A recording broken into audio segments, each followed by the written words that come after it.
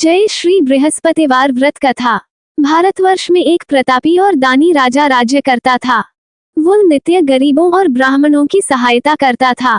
ये बात उसकी रानी को अच्छी नहीं लगती थी। वो न ही गरीबों को दान देती, न ही भगवान का पूजन करती थी और राजा को भी दान देने से मना किया करती थी। एक दिन राजा शिकार खेलने वन को गए हुए थे, तो रानी महल में अकेली थी। उसी समय बृहस्पति देव साधु के वेश में राजा के महल में भिक्षा के लिए गए और रानी से भिक्षा मांगी तो रानी ने भिक्षा देने से इनकार कर दिया और कहा, हे साधु महाराज, मैं तो दान पुण्य से तंग आ गई हूँ। मेरा पति सारा धन लुटाते रहते हैं। मेरी इच्छा है कि हमारा सारा धन नष्ट हो जाए, फिर न रहेगा बांस, न बजेगी बांसुरी। साधु ने कहा, हे देवी, तुम तो बड़ी विचित्र हो। धन संतान तो सभी चाहते हैं, पुत्र और लक्ष्मी तो पापी के घर भी होने चाहिए। यदि तुम्हारे पास अधिक धन है तो भूखों को भोजन दो, प्यासों के लिए प्याऊ बनवाओ, मुसाफिरों के लिए धर्मशालाएं खुलवाओ। जो निर्धन अपनी कुंवारी कन्याओं का विवाह नहीं करा सकते, उनका विवाह करा दो। ऐसे और कई काम हैं जिनके करने से तुम्हारा यश लोक परलोक में फैलेगा। परंतु रानी पर उपदेश का कोई प्रभाव नहीं पड़ा। वो बोली, महाराज, आप मुझे कुछ न समझाएं। मैं ऐसा धन नहीं चाहती जो हर जगह बांटती फिरूं। साधु ने उत्तर दिया, यदि तुम्हारी ऐसी इच्छा है तो तथास्तु। तुम ऐसा करना कि बृहस्पतिवार को घर लीपकर पीली मिट्टी से अपना सिर धोकर स्नान करना, भट्टी चढ़ाकर कपड़े धोना। ऐसा करने से आपका सारा धन नष्ट हो जाएगा। इतना कहकर वह साधु महाराज वहां से आलोप हो गए। साधु के अनुसार कई बातों को पूरा करते हुए रानी को केवल 3 बृहस्पतिवार ही बीते थे कि उसकी समस्त धन संपत्ति नष्ट हो गई और भोजन के लिए राजा का परिवार तरसने लगा। तब एक दिन राजा ने रानी से कहा कि हे रानी, तुम यहीं पर रहो, मैं दूसरे देश को जाता हूँ, क्योंकि यहाँ पर सभी लोग मुझे जानते हैं, इसलिए मैं कोई छोटा कार्य भी नहीं कर सकता। ऐसा कहकर राजा परदेश को चला गया। वहाँ वह जंगल से लकड़ी काटकर लाता और शहर में बेचता। इस तरह वह अपना जीवन व्यतीत करने लगा। इधर राजा के परदेश जाते ही रानी और दासी दुखी रहने लगी। एक बार जब रानी और दासी को 7 दिन तक बिना भोजन के रहना पड़ा, तो रानी ने अपनी दासी से कहा, हे दासी, पास ही के नगर में मेरी बहन रहती है, वो बड़ी धनवान है। तू उसके पास जा और कुछ ले आ, ताकि थोड़ी बहुत गुजर बसर हो जाए। दासी रानी की बहन के पास गई। उस दिन गुरुवार था और रानी की बहन उस समय बृहस्पतिवार व्रत की कथा सुन रही थी। दासी ने रानी की बहन को अपनी रानी का संदेश दिया, लेकिन रानी की बड़ी बहन ने कोई उत्तर नहीं दिया। जब दासी को रानी की बहन से कोई उत्तर नहीं मिला तो वह बहुत दुखी हुई और उसे क्रोध भी आया। दासी ने वापस आकर रानी को सारी बात बता दी। सुनकर रानी ने अपने भाग्य को कोसा। उधर रानी की बहन ने सोचा कि मेरी बहन की दासी आई थी, परंतु मैं उससे नहीं बोली, इससे वो बहुत दुखी हुई होगी।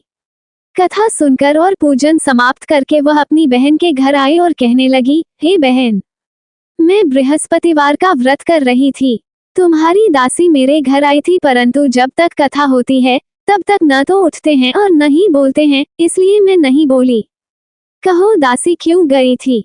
रानी बोली, बहन, तुमसे क्या छिपाऊं, हमारे घर में खाने तक को अनाज नहीं था। ऐसा कहते कहते रानी की आंखें भर आई। उसने दासी समेत पिछले 7 दिनों से भूखे रहने तक की बात अपनी बहन को विस्तार पूर्वक सुना दी। रानी की बहन बोली, देखो बहन, भगवान बृहस्पति देव सबकी मनोकामना को पूर्ण करते हैं। देखो, शायद तुम्हारे घर में अनाज रखा हो। पहले तो रानी को विश्वास नहीं हुआ, पर बहन के आग्रह करने पर उसने अपनी दासी को अंदर भेजा तो उसे सचमुच अनाज से भरा एक घड़ा मिल गया। ये देखकर दासी को बड़ी हैरानी हुई।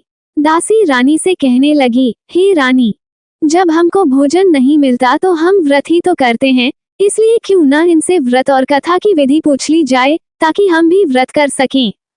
तब रानी ने अपनी बहन से बृहस्पतिवार व्रत के बारे में पूछा। उसकी बहन ने बताया, बृहस्पतिवार के व्रत में चने की दाल और मुनक्का से विष्णु भगवान का केले की जड़ में पूजन करें तथा दीपक जलाएं, व्रत कथा सुने और पीला भोजन ही करें। इससे बृहस्पति देव प्रसन्न होते हैं। व्रत और पूजन विधि बताकर रानी की बहन अपने घर को लौट गई। 7 दिन के बाद जब गुरुवार आया तो रानी और दासी ने व्रत रखा। घुड़साल में जाकर चना और गुड़ लेकर आई। फिर उससे केले की जड़ तथा विष्णु भगवान का पूजन किया। अब पीला भोजन कहाँ से आए, इस बात को लेकर दोनों बहुत दुखी थे। चूंकि उन्होंने व्रत रखा था, इसलिए बृहस्पति देव उनसे प्रसन्न थे। इसलिए वे एक साधारण व्यक्ति का रूप धारण कर 2 थालों में सुंदर पीला भोजन दासी को दे गए। भोजन पाकर दासी बहुत प्रसन्न हुई और फिर रानी के साथ मिलकर भोजन ग्रहण किया। उसके बाद वे सभी गुरुवार को व्रत और पूजन करने लगी। बृहस्पति भगवान की कृपा से उनके पास फिर से धन संपत्ति आ गई, परंतु रानी फिर से पहले की तरह आलस्य करने लगी। तब दासी बोली, देखो रानी, तुम पहले भी इस प्रकार आलस्य करती थी, तुम्हें धन रखने में कष्ट होता था, इस कारण सभी धन नष्ट हो गया, और अब जब भगवान बृहस्पति की कृपा से धन मिला है तो तुम्हें फिर से आलस्य होता है। रानी को समझाते हुए दासी कहती है कि बड़ी मुसीबतों के बाद हमने ये धन पाया है, इसलिए हमें दान पुण्य करना चाहिए, भूखे मनुष्यों को भोजन कराना चाहिए और धन को शुभ कार्यों में खर्च करना चाहिए, जिससे तुम्हारे कुल का यश बढ़ेगा, स्वर्ग की प्राप्ति होगी और पितृ प्रसन्न होंगे। दासी की बात मानकर रानी अपना धन शुभ कार्यों में खर्च करने लगी, जिससे पूरे नगर में उसका यश फैलने लगा। बृहस्पतिवार व्रत कथा के बाद श्रद्धा के साथ आरती की जानी चाहिए। इसके बाद प्रसाद बांटकर उसे ग्रहण करना चाहिए। उधर एक दिन राजा दुखी होकर जंगल में एक पेड़ के नीचे आसन जमाकर बैठ गया। वो अपनी दशा को याद करके व्याकुल होने लगा। बृहस्पतिवार का दिन था। एकाएक उसने देखा कि निर्जन वन में एक साधु प्रकट हुए। वो साधु वेश में स्वयं बृहस्पति देवता थे। लकड़हारे के सामने आकर बोले, हे लकड़हारे, इस सुनसान जंगल में तू चिंता मग्न क्यों बैठा है? लकड़हारे ने दोनों हाथ जोड़कर प्रणाम किया और उत्तर दिया, महात्मा जी, आप सब कुछ जानते हैं, मैं क्या कहूँ? ये कहकर रोने लगा और साधु को अपनी आत्मकथा सुनाई। महात्मा जी ने कहा, तुम्हारी स्त्री ने बृहस्पति के दिन बृहस्पति भगवान का निरादर किया है, जिसके कारण रुष्ट होकर उन्होंने तुम्हारी ये दशा कर दी। अब तुम चिंता को दूर करके मेरे कहने पर चलो तो तुम्हारे सब कष्ट दूर हो जाएंगे और भगवान पहले से भी अधिक संपत्ति देंगे। तुम बृहस्पति के दिन कथा किया करो। 2 पैसे के चने मुनक्का लाकर उसका प्रसाद बनाओ और शुद्ध जल से लोटे में शक्कर मिलाकर अमृत तैयार करो। कथा के पश्चात अपने सारे परिवार और सुनने वाले प्रेमियों में अमृत व प्रसाद बांटकर आप भी ग्रहण करो। ऐसा करने से भगवान तुम्हारी सब मनोकामनाएं पूरी करेंगे। साधु के ऐसे वचन सुनकर लकड़हारा बोला, हे प्रभु, मुझे लकड़ी बेचकर इतना पैसा नहीं मिलता जिससे भोजन करने के उपरांत कुछ बचा सकूं। मैंने रात्रि में अपनी स्त्री को व्याकुल देखा है। मेरे पास कुछ भी नहीं जिससे मैं उसकी खबर मंगा सकूं। साधु ने कहा, हे लकड़हारे, तुम किसी बात की चिंता मत करो। बृहस्पति के दिन तुम रोजाना की तरह लकड़ियां लेकर शहर को जाओ। तुमको रोज से दुगुना धन प्राप्त होगा, जिससे तुम भली भांति भोजन कर लोगे तथा बृहस्पति देव की पूजा का सामान भी आ जाएगा। इतना कहकर वह साधु महाराज वहां से अंतर्ध्यान हो गए। धीरे धीरे समय व्यतीत होने लगा। फिर वही बृहस्पतिवार का दिन आया। लकड़हारा जंगल से लकड़ी काटकर किसी शहर में बेचने गया। उसे उस दिन और दिन से अधिक पैसा मिला। राजा ने चना गुड़ आदि लाकर गुरुवार का व्रत किया। उस दिन से उसके सभी क्लेश दूर हुए, परंतु जब दोबारा गुरुवार का दिन आया तो बृहस्पतिवार का व्रत करना भूल गया। इस कारण बृहस्पति भगवान नाराज हो गए। उस दिन उस नगर के राजा ने एक विशाल यज्ञ का आयोजन किया तथा शहर में ये घोषणा करा दी कि कोई भी मनुष्य अपने घर में भोजन न बनावे, न आग जलावे, समस्त जनता मेरे यहाँ भोजन करने के लिए आवे। इस आज्ञा को जो नहीं मानेगा उसे फांसी की सजा दे दी जाएगी। इस तरह की घोषणा संपूर्ण नगर में करवा दी गई। राजा की आज्ञानुसार शहर के सभी लोग भोजन करने के लिए गए, लेकिन लकड़हारा कुछ देर से पहुंचा, इसलिए राजा उसको अपने साथ घर ले गए और ले जाकर भोजन करा रहे थे तो रानी की दृष्टि उस खूंटी पर पड़ी जिस पर उसका हार लटका हुआ था। वो वहां पर दिखाई नहीं दिया। रानी ने निश्चय किया कि मेरा हार इस मनुष्य ने चुरा लिया है। उसी समय सिपाहियों को बुलाकर उसको कारागार में डलवा दिया। जब लकड़हारा कारागार में पड़ गया और बहुत दुखी होकर विचार करने लगा कि न जाने कौन से पूर्व जन्म के कर्म से मुझे ये दुख प्राप्त हुआ है, और उसी साधु को याद करने लगा जो कि जंगल में मिला था। उसी समय तत्काल बृहस्पति देव साधु के रूप में प्रकट हुए और उसकी दशा को देखकर कहने लगे कि अरे मूर्ख, तूने बृहस्पति देव की कथा नहीं करी, इस कारण तुझे दुख प्राप्त हुआ है। अब चिंता मत कर, बृहस्पतिवार के दिन कारागार के दरवाजे पर 4 पैसे पड़े मिलेंगे। उनसे तू बृहस्पति देव की पूजा करना तो तेरे सभी कष्ट दूर हो जाएंगे। बृहस्पति के दिन उसे 4 पैसे मिले।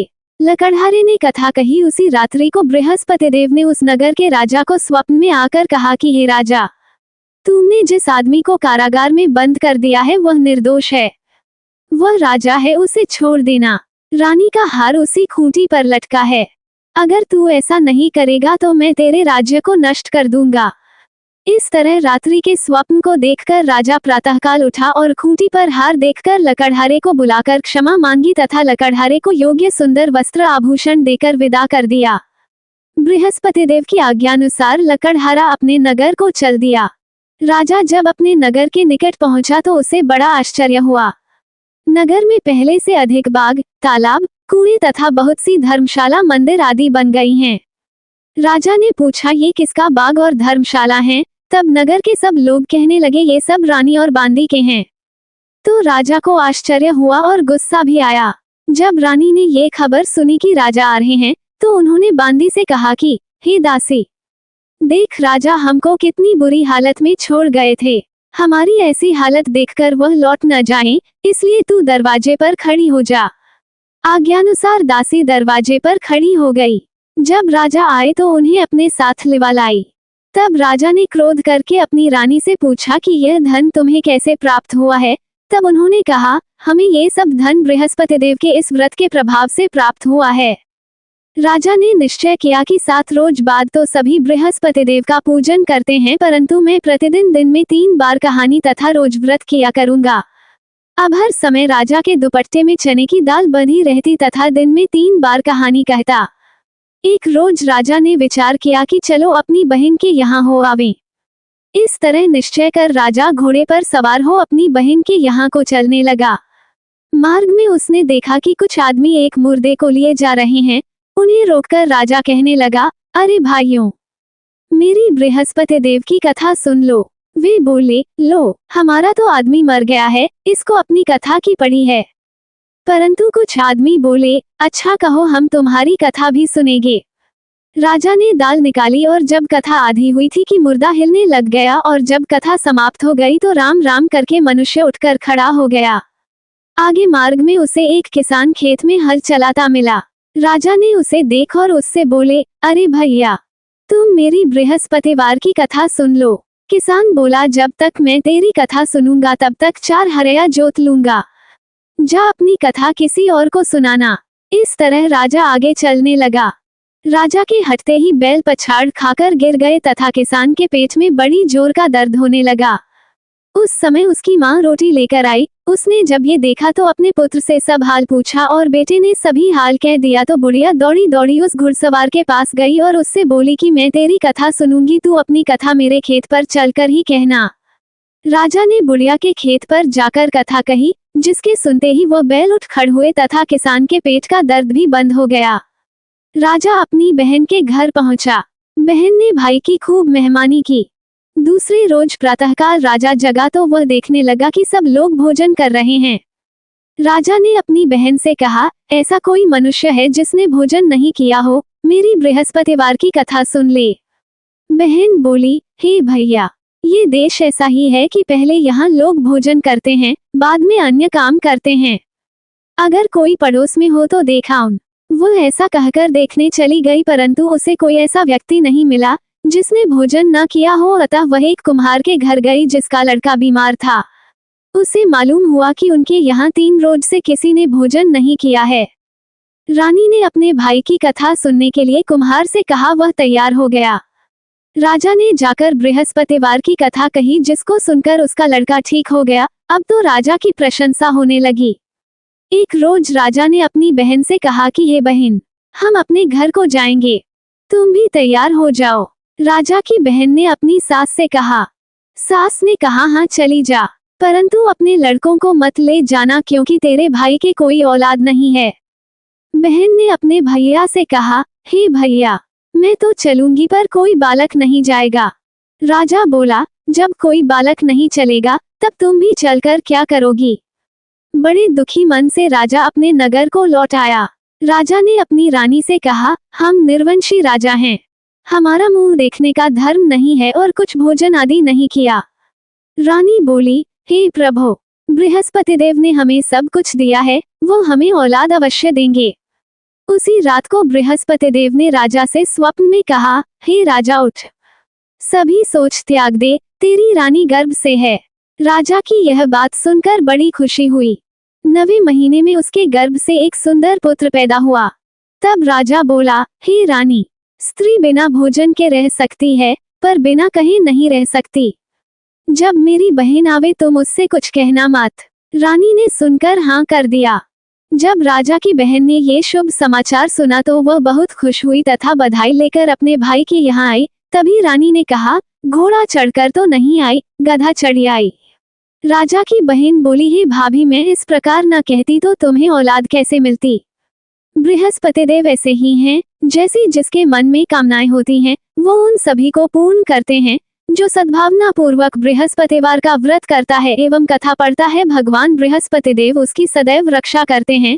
संसार में जो मनुष्य सद्भावना से भगवान जी का पूजन व्रत सच्चे हृदय से करते हैं, तो उनकी सभी मनोकामनाएं पूर्ण करते हैं। जैसी सच्ची भावना से रानी और राजा ने उनकी कथा का गुणगान किया तो उनकी सभी इच्छाएं बृहस्पति देव ने पूर्ण की थी। जय बोलो बृहस्पति देव भगवान की जय। एक गरीब ब्राह्मण की कथा। प्राचीन काल में एक ब्राह्मण रहता था। वह बहुत निर्धन था, उसकी कोई संतान नहीं थी। उसकी स्त्री बहुत मलिनता के साथ रहती थी। वह स्नान न करती, न ही किसी देवता का पूजन करती। इससे ब्राह्मण देवता बड़े दुखी थे। बेचारे बहुत कुछ कहते परंतु उसका कोई परिणाम नहीं निकलता। ब्राह्मण की स्त्री के कन्या रूपी रत्न पैदा हुआ। कन्या बड़ी होने पर प्रातःकाल स्नान करके विष्णु भगवान का जाप व बृहस्पतिवार का व्रत करने लगी। अपने पूजन पाठ को समाप्त करके विद्यालय जाती तो अपनी मुट्ठी में जौ भर के ले जाती और पाठशाला के मार्ग में डालती जाती। जब ये जौ स्वर्ण के जो जाते तो लौटते समय उनको बीन कर घर ले आती थी। एक दिन वो बालिका सूप में उस सोने के जौ को फटक कर साफ कर रही थी कि उसके पिता ने देख लिया और कहा, हे बेटी, सोने के जौ के लिए सोने का सूप भी होना चाहिए। दूसरे दिन बृहस्पतिवार का दिन था। इस कन्या ने व्रत रखा और बृहस्पति देव से प्रार्थना करके कहा, मैंने आपकी पूजा सच्चे मन से की हो तो मेरे लिए सोने का सूप दे दो। बृहस्पति देव ने उसकी प्रार्थना स्वीकार कर ली। रोजाना की तरह वह कन्या जौ फैलाती हुई जाने लगी। जब लौटकर जौ बीन रही थी तो बृहस्पति देव की कृपा से उसे सोने का सूप मिला। उसे वह घर ले आए और उसमें जौ साफ करने लगी, परंतु उसकी मां का वही ढंग रहा। एक दिन की बात है कि वह कन्या सोने के सूप में जौ साफ कर रही थी। उस समय उस शहर का राजपुत्र वहां से होकर निकला। इस कन्या के रूप और सौंदर्य को देखकर मोहित हो गया तथा अपने घर आकर भोजन तथा जल त्याग कर उदास होकर लेट गया। जब राजा को इस बात का पता लगा तो वह अपने प्रधानमंत्री के साथ उसके पास गए और बोले, हे बेटा, तुम्हें किस बात का कष्ट है? किसी ने अपमान किया है अथवा और कारण हो सो कहो, मैं वही कार्य करूंगा जिससे तुम्हें प्रसन्नता हो। अपने पिता की राजकुमार ने बातें सुनी तो वह बोला, मुझे आपकी कृपा से किसी बात का दुख नहीं है। किसी ने मेरा अपमान नहीं किया है, परंतु मैं उस लड़की से विवाह करना चाहता हूँ जो सोने के सूप में सोने के जौ साफ कर रही थी। ये सुनकर राजा आश्चर्य में पड़ गया और बोला, हे बेटा, इस तरह की कन्या का पता तुम ही लगाओ, मैं उसके साथ तेरा विवाह अवश्य ही करवा दूंगा। राजकुमार ने उस लड़की के घर का पता बतलाया। तब मंत्री उस लड़की के घर गए और ब्राह्मण देवता को सभी हाल बतलाया। ब्राह्मण देवता राजकुमार के साथ अपनी कन्या का विवाह करने के लिए तैयार हो गए तथा विधि विधान के अनुसार ब्राह्मण की कन्या का विवाह राजकुमार के साथ हो गया। कन्या के घर से जाते ही पहले की भांति उस ब्राह्मण देवता के घर में गरीबी का निवास हो गया। अब भोजन के लिए भी अन्न बड़ी मुश्किल से मिलता था। एक दिन दुखी होकर ब्राह्मण देवता अपनी पुत्री के पास गए। बेटी ने पिता की दुखी अवस्था को देखा और अपनी मां का हाल पूछा। तब ब्राह्मण ने सभी हाल कहा। कन्या ने बहुत सा धन देकर अपने पिता को विदा कर दिया। इस तरह ब्राह्मण का कुछ समय सुखपूर्वक व्यतीत हुआ। कुछ दिन बाद फिर वही हाल हो गया। ब्राह्मण फिर अपनी कन्या के यहाँ गया और सारा हाल कहा तो लड़की बोली, है पिताजी, आप माताजी को यहाँ लिवा लाओ, मैं उसे विधि बता दूंगी जिससे गरीबी दूर हो जाए। वो ब्राह्मण देवता अपनी स्त्री को साथ लेकर पहुंचे तो अपनी माँ को समझाने लगी, है माँ, तुम प्रातःकाल प्रथम स्नानादि करके विष्णु भगवान का पूजन करो तो सब दरिद्रता दूर हो जाएगी। परंतु उसकी माँ ने एक भी बात नहीं मानी और प्रातःकाल उठकर अपनी पुत्री के बच्चों की जूठन को खा लिया। इससे उसकी पुत्री को बहुत गुस्सा आया और एक रात को उसने कोठरी से सभी सामान निकाल दिया और उसमें अपनी माँ को बंद कर दिया। प्रातःकाल उसे निकाला तथा स्नानादि करा के पाठ करवाया तो उसकी माँ की बुद्धि ठीक हो गई और फिर प्रत्येक बृहस्पतिवार को व्रत रखने लगी। इस व्रत के प्रभाव से उसके माँ बाप बहुत ही धनवान और पुत्रवान हो गए और बृहस्पति जी के प्रभाव से इस लोक के सुख भोगकर स्वर्ग को प्राप्त हुए। जय बोलो विष्णु भगवान की जय, जय बोलो बृहस्पति महाराज जी की जय, जय बोलो सत्यनारायण की जय।